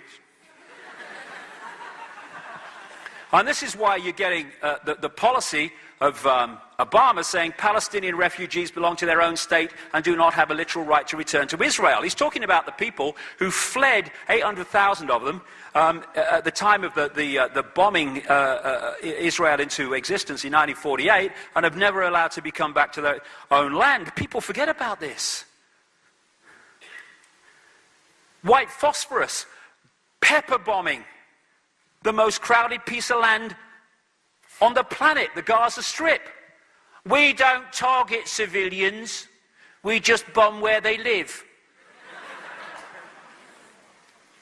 Unbelievable. We're just protecting ourselves. No, it's a slaughter. And now I'm hearing, there's a lot of anti-Israeli sentiment. Do you know something? I have a way around that. Stop slaughtering innocent people from the sky, okay? End of story. And it'll go away. And this is important. This is important for what's planned to come. We now have a situation in Israel where the extreme of the extreme has taken the reins of power. Benjamin Netanyahu, he's talked about, these are his words summarized, he wants a violent reoccupation of Gaza to liquidate its elected government. And he pledges to thwart the Iranian threat once and for all. He's now got this guy, Lieberman, as his foreign minister, and this man's so far right, he topples over, right? And he's got Barrack as the defense minister in this new government, and he was defense minister that oversaw the pepper bombing of the Gaza Strip. And this is Martin van Creveld. He's a well-known historian in Israel, and this is what he said publicly. We possess several hundred atomic warheads and rockets and can launch them at targets in all directions, perhaps even at Rome. Most European capitals are targets for our Air Force. We have the capability to take the world down with us, and I can assure you that that will happen before Israel goes under. They have a policy of not saying if they've got nuclear weapons or they haven't. They just don't talk about it. And a guy called Mordecai Vanunu, a wonderful Israeli man, went to jail for, I think it was 18 years, for exposing the fact publicly that they did have nuclear weapons. And now we've got this thing, oh, Iran's going to have nuclear weapons. What? The idea, and we're seeing it almost complete now, from the start was to drive out the Palestinian people, not be at one with them, not share power with them, not share the land with them. The green bits are Palestinian land over the period of time up to the year 2000, and it's gone on since then. As illegal settlements are put in Palestinian land, and one of the people that lives in an illegal settlement is Lieberman. As an Australian newspaper said this week, he must be the only foreign minister in the world who doesn't actually live within the borders of his own country. And the Middle East policy in Obama's administration is by Bilderberg, George Mitchell, Bilderberg, Council on Foreign Relations, by the notorious little Kissinger, Richard Holbrooke, who played a major part in breaking up the former Yugoslavia in wars, etc., so it could be absorbed into NATO and the European Union, which it is being now. He's Bilderberg Group, Council on Foreign Relations, Trilateral Commission. He's now in charge of Pakistan-Afghanistan policy. And this man, who is an arch-Zionist called Dennis Ross, he's now in charge of Iran policy. What it's building to is an effort, and Brzezinski is behind this among many others, to create a conflict out of the Middle East, and in this area we're looking at, to bring about a third world war. And the third world war will be, and this was been written about in the past, that there were going to be 3 world wars to bring this new world order into being, a war that would finish off the superpowers and bring the whole world under the control of a world government, which will then dictate to every country. And the personnel are in place. We're hearing, oh, he's a good guy because he's closing Guantanamo. Well, he's going to close it in a year. But I won't go through this because of time. But John Pilger here brilliantly exposes the fact that Barrack Obama has actually fundamentally changed nothing. It's all rhetoric. As he said, the man of change is changing little. That ought to be front page news from Washington, but it isn't. And I have a golden rule with Obama. Again, that Hitler quote, but I have a golden rule with Obama. Ignore the words and watch the actions. If you listen to the words, you can get caught that there's change going on and he's different. Watch the actions and you'll see that there is nothing. And just to confirm that nothing has changed, there you go. Where would world politics be without Bono, eh? Where would they be? So we have this secret agenda, and we have the movie, which is just explaining away the secret agenda. And money, finance, is fundamentally one of these problem reaction solutions that we are now looking at. This crisis was brought about, engineered by not least this guy, Alan Greenspan, who was head of the Federal Reserve, Central Bank of America, but actually it's a private cartel of banks, nothing to do with the government in truth. And from the end of the kind of Reagan administration, right through Father Bush, right through the 2 Clintons, and through most of Boy Bush, this guy was head of the Federal Reserve. And he led a campaign which was mirrored around the world because of this transnational corporation I'm talking about, which took away all credible regulation on the banks and financial institutions doing what the hell they bloody liked. And it was purposely created to create enormous amounts of debt. And you could be a monkey and get a mortgage at one point. And the idea was then, when the debt had reached massive proportions, unmanageable proportions, then you crash the system. Because what you want is a massive problem which you can then add endless solutions to, including the introduction eventually, and we're going there, of a world central bank to dictate to all global finance. And that's what we've been doing all these years, watching the game and all the rest of it. We've just been pulled in on the fishing line to get in more and more debt so the control system can play out. And this guy, Henry Paulson, who was Treasury Secretary when the crash happened during the end of the Bush administration, he came from Goldman Sachs in 2006, and then as to save the banking system, to save the economy, orchestrated vast amounts of money to end up in the coffers of Goldman Sachs. All this money has been fired at the banks, disappeared. It's not changed things in any credible way. And again, business as usual. Bush justifying giving the money to the banks. The government's top economists, experts warn that without immediate action by Congress, America could slip into financial panic and a distressing scenario would unfold. More banks could fail, including some in your community. The stock market would drop even more, which would reduce the value of your retirement account. The value of your home could plummet. Foreclosures would rise dramatically. And if you own a business or a farm, you'd find it harder and harder, expensive to get credit. More businesses will close their doors and millions of Americans could lose their jobs. God bless America. Then Obama comes in, change, when he says we want even more money at the banks. Economists across the spectrum have warned that if we don't act immediately, millions more jobs will be lost and national unemployment rates will approach double digits. More people will lose their homes, their health care, and our nation will sink into a crisis that at some point may be unable to be reversed. Different mask, same face. Be afraid, be very afraid. The big bad monster's coming now that we've invented him. Economic crisis, and he's just a puppet. And his economic team, people like Larry Summers, Paul Volcker, Tim Geithner, they're straight from the very institutions that created the crisis, and they've been placed in positions to solve the crisis, which means giving more and more money to the banks that they represent, trillions of dollars. And they're talking about it being the bigger crisis than the 1930s. In many ways, on many levels, I think that's absolutely right. What they want, and I've been saying this since November now, what they want, with two-thirds there, don't want to be the bringer of bad news, but, let's face it, was to crash the economy, first of all, and create a massive problem. Stage 2 is for those that have created the problem to come into government and hurl enormous amounts of cuckoo land money at the problem, because what they wanted to do in stage 2 is empty the weapons of government to respond to the crisis. And once those weapons, those guns have been emptied in terms of response possibilities, then they want to crash it here and crash it in a way that there can be no government response. They want to create absolute chaos on so many levels so that the people say, save us, do something. And the do something will bring in this centralized, global, fascist, Orwellian state. This, as a result of it.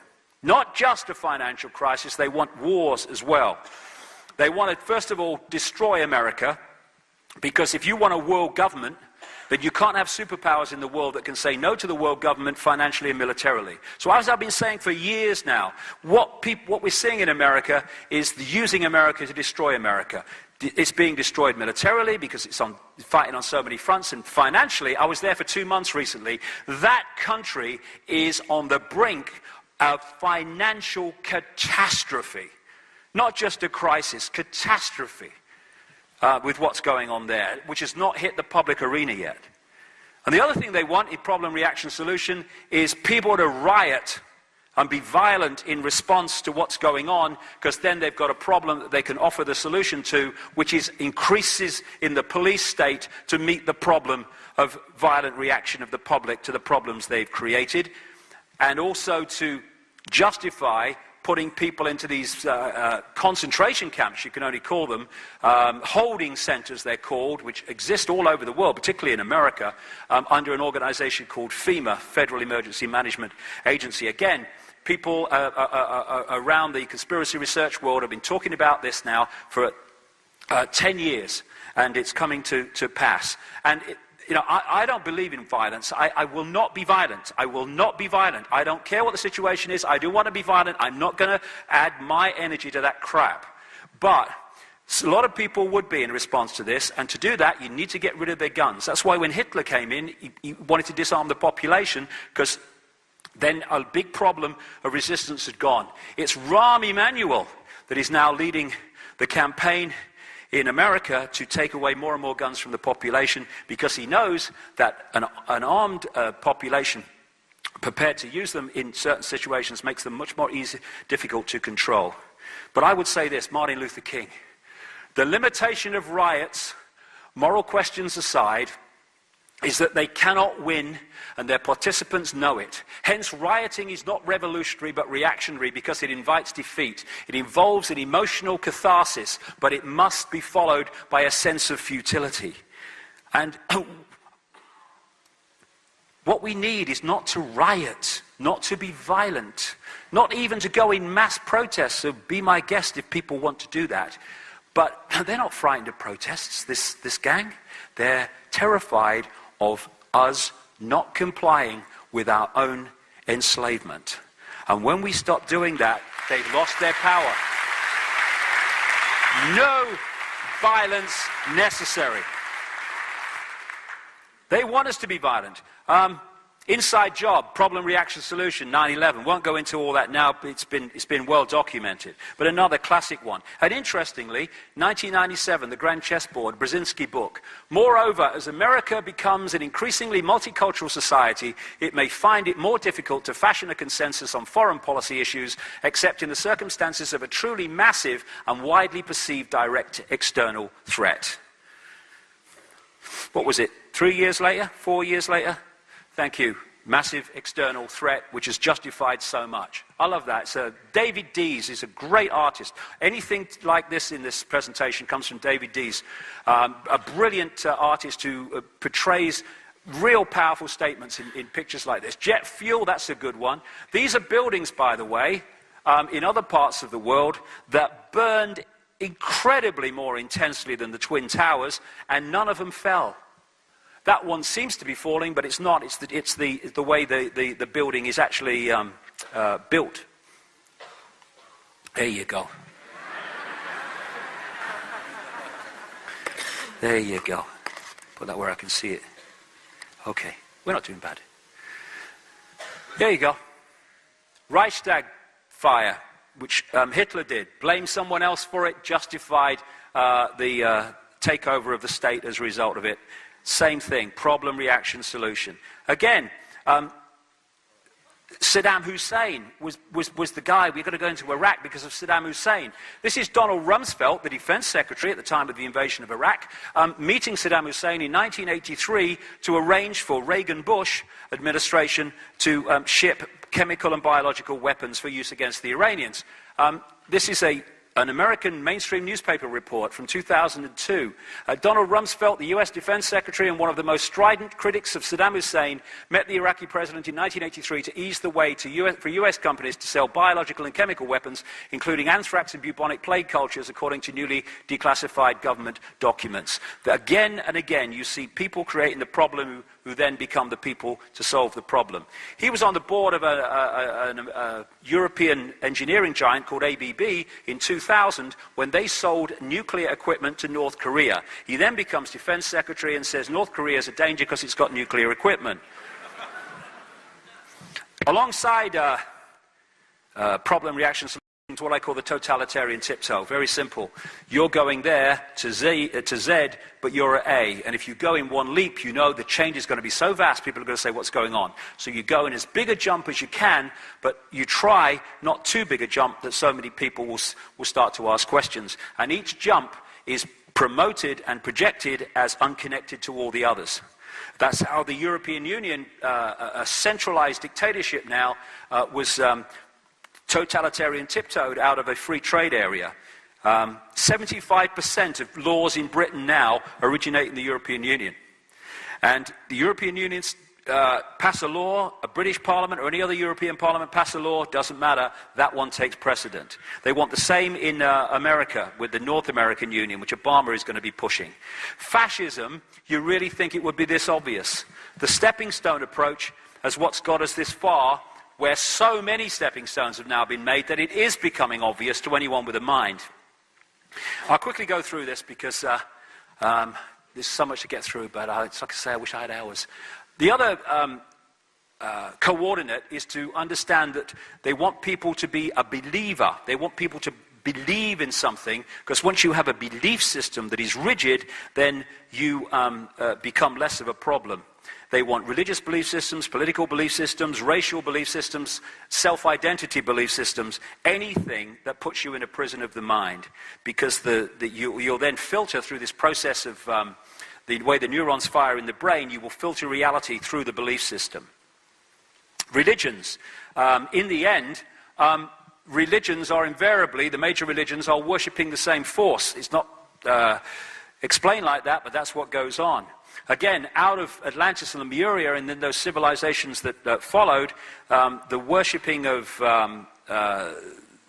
the moon goddess and the sun god, the worshipping of the moon and the sun, was prevalent. And it manifested in various religions, not least from this part of the world, which, if you think about it, is the religion factory. Christianity, Islam, Judaism, Hinduism, all came out of this part of the world, these major religions. And when you strip them down, they are invariably sun and moon worshipping religions. So in Babylon, they worshipped the Queen Semiramis, the sun goddess, Nimrod, known as Baal or Bel, the sun god, and Tammuz, who was the son, the virgin-born son of the moon goddess and the sun god. Tammuz later became known as Jesus in the Christian stories. And when this Babylonian trinity was taken to Rome, as the bloodlines moved to Rome and founded the Christian church, they changed the names, but basically the same religion remained. This is a depiction of the moon goddess and the sun god, the star, the sun there, which is an original depiction from Ur in what is now Iraq, Sumer, Babylon, from 2000 BC. And this is the international symbol of Islam to this day. When you get deeper into it, these are all different masks, again, on the same face of the moon and sun religions. This is Mormonism. In America, again, the sun and moon symbolism is all over their symbols in Salt Lake City, etc. So when you see Mother Mary and Jesus, what you're looking at is a depiction of Queen Semiramis, the goddess of Babylon, and Nimrod stroke Tammuz, because they said that Nimrod, when he died, became the sun god Baal and impregnated Semiramis with the rays of the sun. That's where the virgin birth comes from, and she gave birth to the reincarnation of Nimrod, which became known as Tammuz. And that's why in Christianity they talk about father and son being one, because that comes from the Babylonian symbolism of that. That's where Isis, the virgin mother of Egypt, and Horus, the sun in Egypt, comes from. It's the same recurring themes, and all across the world, the mother, the virgin mother, and the baby religions follow, and they all come from the same source. And because they project it in a different way, people think that they're different religions, but they're the same basic religion. Consciousness, I mean, this is the point I would stress. Consciousness doesn't do religion. Mind does religion. And this is an ancient depiction of Queen Semiramis, the goddess of Babylon, and I think I've seen her somewhere else before. The Statue of Liberty, a mirror depiction of Queen Semiramis, was given to New York by French Freemasons in Paris, who knew exactly what it represented, the goddess of Babylon. And there you go, and there's the mirror image of the Statue of Liberty on an island in the River Seine in Paris to this day. The goddess of the French Republic, same thing. The goddess Freedom on the top of the Capitol building, same thing. The goddess Columbia, the goddess of the District of Columbia, same thing. In the Vatican, because of course the Roman Church is the Church of Babylon relocated, and they use different names for the same stories, they depicted Semiramis in Babylon as a dove, and of course Nimrod was the sun, and this is, you see in the Vatican, the dove and the sun, that's Semiramis and Nimrod, same thing. So Nimrod was the sun god, and you see him all over the place as well. The symbol of Nimrod in Babylon was the flame or the lighted torch. And that's why the Statue of Liberty is holding a lighted torch, the torch of Nimrod, and he's actually standing, when you see from above, on a depiction of the sun. And that, you see, the way they manipulate reality and sense of reality, Americans, understandably, look to the Statue of Liberty as a symbol of their freedom when it's a symbol of their enslavement. Same thing, holding Nimrod. And this is an exact and massive depiction of the flame held by the Statue of Liberty, and that's on top of the Pont d'Alma tunnel, and that's now where people take their tributes to Princess Diana, who died underneath it. Another way that Nimrod was depicted was as Dagon, the fish god. This is an original depiction from thousands of years ago, and that's just a kind of, obviously, a knocked-up symbol of it. And that's why we have this. Dagon, the fish god, the mitre. It's all the same symbolism of symbolizing Nimrod. The obelisks you find all over the place. The biggest obelisk in the world is the Washington Memorial opposite the White House. That's the penis of Nimrod Osiris, going back to that symbolism of the Credo necklace too. Nimrod aircraft, all the same things. And the religions were taken across the world and expanded, and they became the religious network that we have today, which ironically fight each other when actually they're all different masks on the same face, which ultimately connect into the same network. And same with the New Age. So much of the New Age is just the same manipulation. I call the New Age the last cul-de-sac before the gold mine. People who've rejected mainstream religion and rejected this world is all there is science and are looking into things of vibration and stuff like that and spirituality in another way, you've got to stop them getting into the gold mine. So you want a cul-de-sac to get them into, and it's become known as the New Age. And they also worship, and again, anything to do with this network is always, reptilian brain, hierarchical. And so we have hierarchical structures of power within the New Age structure of beings and entities and great white brotherhoods. It's all hierarchy. Consciousness doesn't do hierarchy. Mind does hierarchy. If you're into hierarchy, you're in mind, you're not in consciousness. Simple things. You can see whether it's conscious or not. And I love that the New Age Jesus, Sananda, looks exactly like the Jesus depicted by the Renaissance painters who hadn't got a clue what he bloody looked like anyway. So the idea is to use religion to keep people in mind and stop them connecting to consciousnness. Because when you start talking about consciousness and the way consciousness sees the world, religions go, you can't say that, that's the devil. And all the rest of it, and fright people into acquiescing to rules and regulations of these religions. And again, in the end, all these religions, you go through them and you're providing sustenance, energetic sustenance for the same entities. The same entities.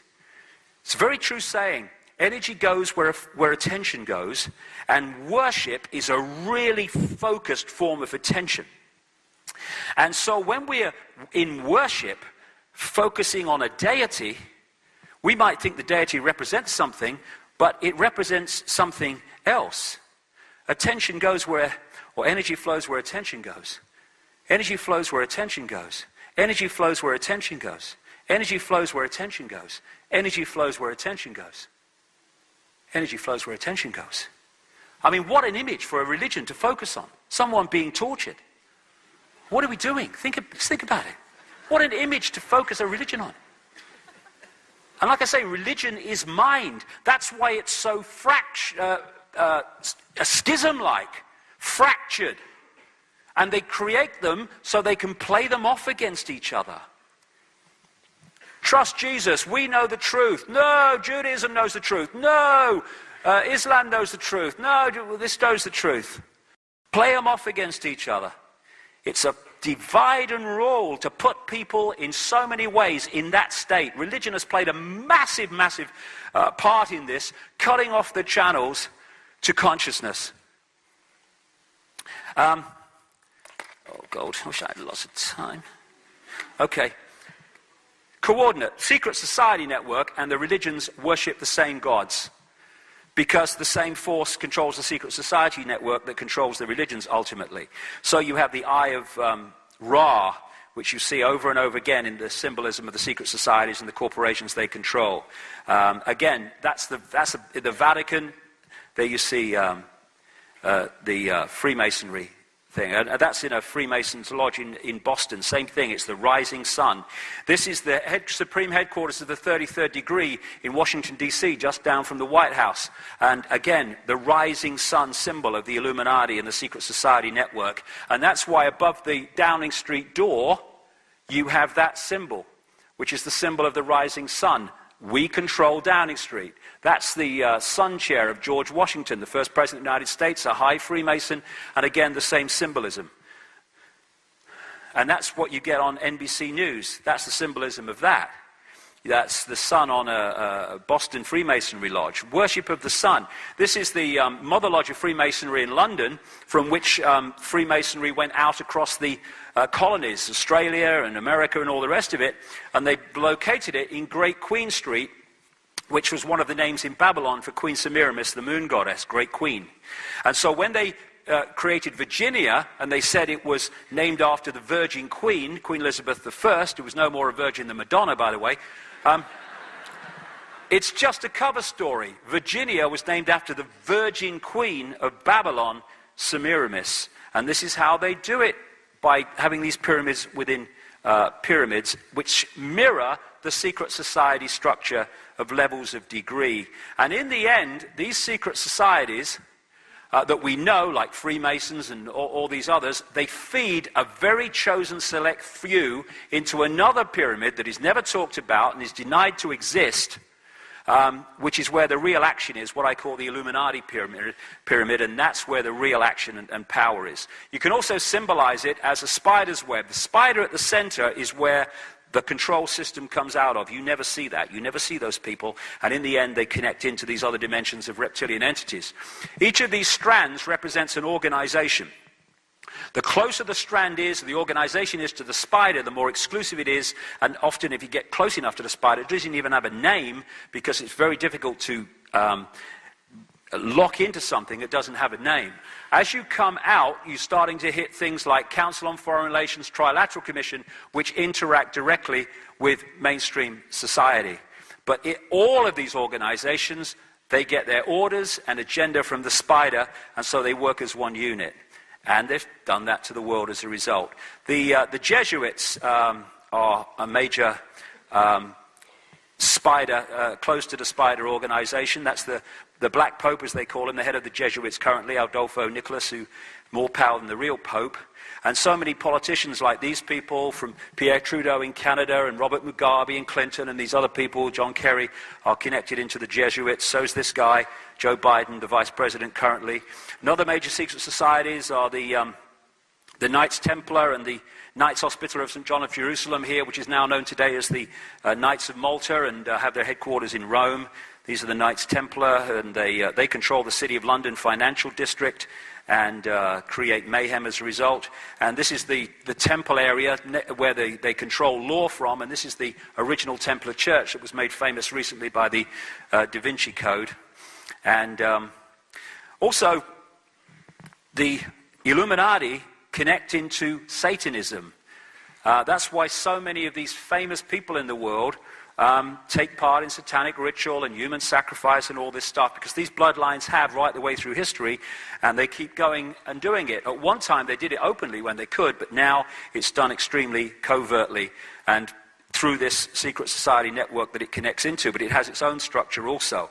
And what they're doing is creating, this guy Vlad Dracul, by the way, who was famous for spearing people and impaling people and drinking their blood, back I think it was the 15th century in what is now Romania, and he was the inspiration of the Dracula stories, and he was and his family were key members of an organization called the Royal Court of the Dragon, or the Order of the Dragon, which actually goes back to ancient Egypt, at least to ancient Egypt.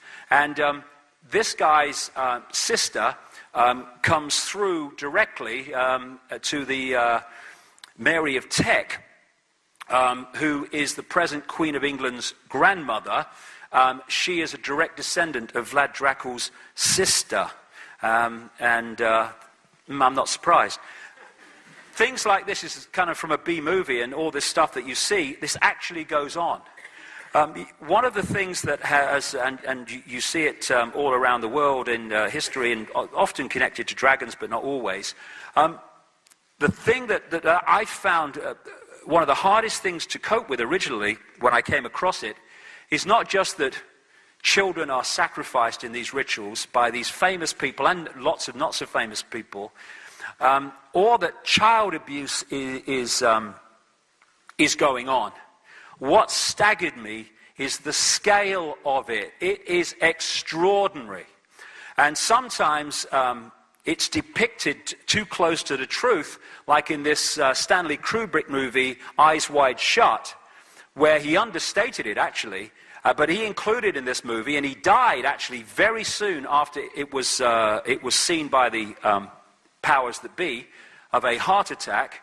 And I know from someone who's writing a biography of Stanley Kubrick in America that 15 minutes of it were removed after he died. So what did that say? These rituals with the rich and famous in the stately homes and other places are not going on every now and again here and there. They're going on all over the world, including Australia. And my understanding is Victoria is one of the centres for it in Australia, and it involves some very well-known people in this area, as it does everywhere, because this is a global thing. And one of the things they're doing in these rituals, and I've talked to people who've taken part in them, often against their will, what they're doing is they're creating an energy bridge between the entities, the reptilian entities and other entities that operate just outside visible light. The rituals are there to create an energetic bridge which allows them to enter this dimension and be seen and to be interacted with.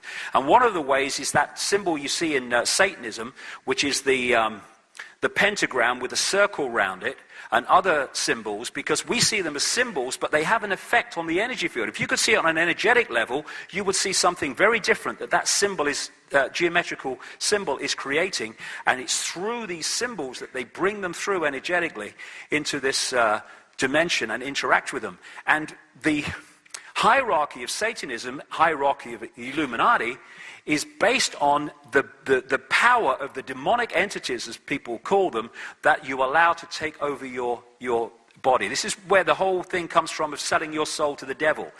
You get the power and the prestige within this world up to a point, but you give yourself over to these demonic entities before you get that power. And then after you pass through, you become controlled by these entities when you leave the body. Now, this is in Sydney. I found this years ago. It dropped off my seat. This is a war memorial for the people who died in the 2 world wars, and this is the symbol in the middle of it. Someone being sacrificed over an image of the sun. This symbolism is all over the place. Bohemian Grove, where they worship a 40-foot stone owl, which is symbolic of Queen Semiramis. This is an original Babylonian depiction of Queen Semiramis, and she's famous for being connected to owls. And there you have an owl on the street plan around the Capitol building in Washington. And if you look at another level of it, it's standing in the street plan on a pyramid. And this is symbolic of Queen Semiramis, with the Capitol building, American politics in its belly. And like I say, this is a global thing. This is Canberra, with the Capitol building at the top, the Parliament building at the top. Because the same force is controlling this country as is controlling America and Britain and all of them. So they use the same symbolism if you look for it. And these people, famous people, top people in banking, business, politics, presidents, go to Bohemian Grove in Northern California and worship this stone owl, Semiramis. You couldn't make it up. This is a picture from Bohemian Grove in 1957. That's a guy called Glenn Seaborg who developed plutonium. Cheers, Glenn. And there, at the time, 1957, is a B-movie actor called Ronald Reagan. And here's a career politician called Richard Nixon, just about to take Kennedy on in the 1960 election. Both Bohemian Grove members, and both go on to be presidents of the United States, no matter what their background. Presidents, like in every other country, are not selected by ballot. Or elected by ballot. They're selected by blood and by Illuminati networks.